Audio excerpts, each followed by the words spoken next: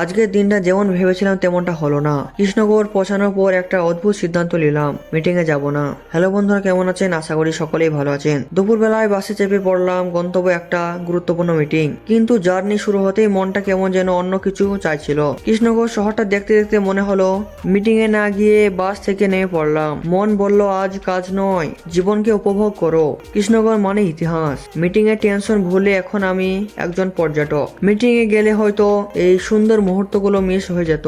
কখনো কখনো নিজের জন্য সময় বের করাটাও খুব জরুরি। ঘোরাঘুরি শেষ, এবার বাড়ি ফেরার পালা। মনটা এখন অনেক হালকা। ফেরার পথে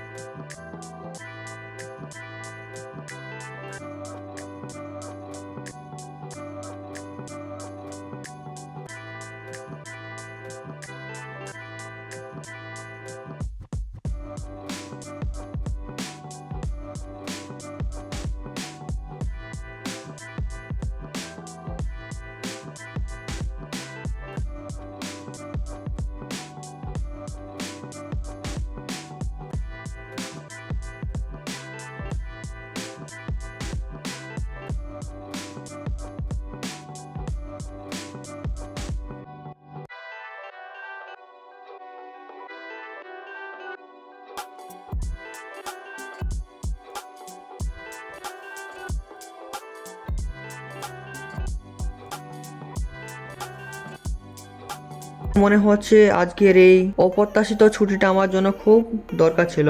জীবন মানেই শুধু কাজ নয়, মাঝে মাঝে নিজেকেও সময় দিতে হয়। মিটিং এ না গিয়েও দিনটা দারুণ কাটলো।